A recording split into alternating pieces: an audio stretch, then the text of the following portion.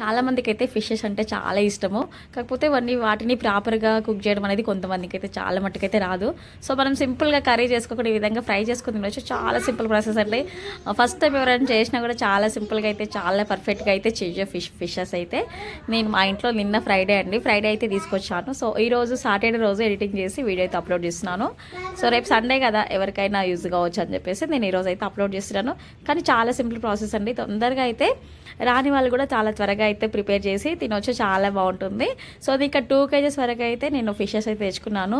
So కొంచెం పెద్ద పెద్ద చేపలే తీసుకున్నాను. ఎందుకంటే చిన్నపిల్లలు మా ఇంట్లో మా పిల్లలు కూడా తింటారు కాబట్టి కొంచెం చిన్న వెంటే ముళ్ళు ఎక్కువగా ఉంటుందని చెప్పేసి నేను పెద్ద ముక్కలే కొట్టించాను. పెద్ద చేపలే తీసుకొని ఒక 2 kgs తీసుకొచ్చి వాటిని అక్కడనే క్లీన్గా అయితే క్లీన్ చేయించుకొని తీసుకొచ్చి ఒక 2-3 సార్లు మంచిగా వాష్ చేసుకొని ఇక్కడైతే నేను ఉప్పు కారం అయితే పట్టిస్తున్నాను. ఫస్ట్ అయితే చేప ముక్కలకు కొంచెం అంతా ఉప్పు, సరిపడినంత ఉప్పు, కారం, అల్లం వెల్లుల్లి పేస్టు, తర్వాత ఇక్కడ నేను కార్న్‌ఫ్లోర్ వేసాను, తర్వాత శనగపిండి, తర్వాత కారము, అల్లం వెల్లుల్లి పేస్టు, కొంచెం ధనియాల పౌడరు అన్నీ మనము రోజు వాడే చికెన్లోకి ఏ విధంగా అయితే మసాలా అయితే వేస్తామో సో అదే మసాలా అయితే ఇక్కడ వేస్తున్నాను. సో కొంచెం వేరేది ఏంటంటే కొంచెం ఇక్కడ నేను శనగపిండి, కార్న్‌ఫ్లోర్ అయితే వాడాను.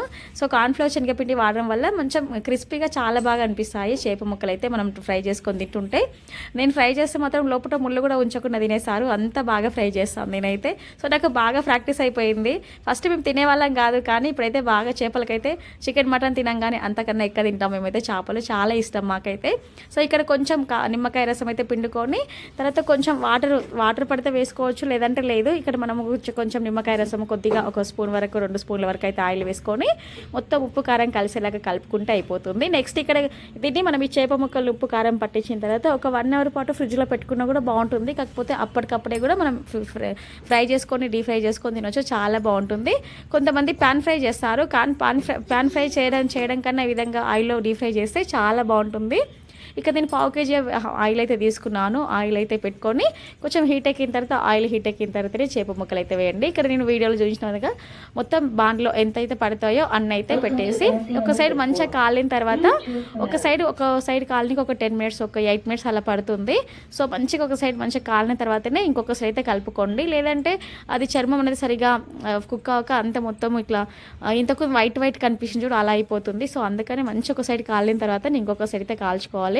కాలిన నేను తీసైతే పక్కన పెట్టుకున్నాను. తర్వాత మిగిలిన చేప ముక్కలన్నీ వేసేసి కొన్ని మొత్తం అయితే ఫ్రై చేసుకున్నాను. ఫైనల్గా అయితే మా చేప ముక్కలు అయితే రెడీ అయిపోయాయి. సో నిన్న మా చెల్లెలు వాళ్ళు వచ్చిండ్రు. సో వాళ్ళ కోసం అని చెప్పి చేశాను నేను. సో దానికి రాదు చేయడం, అందుకే నేనైతే చేసి చూపించాను. అలాగే తినేసాం కూడా మేమైతే. చూడండి ఎంత ప్రాపర్గా చాలా బాగా కుక్ అయ్యాయి.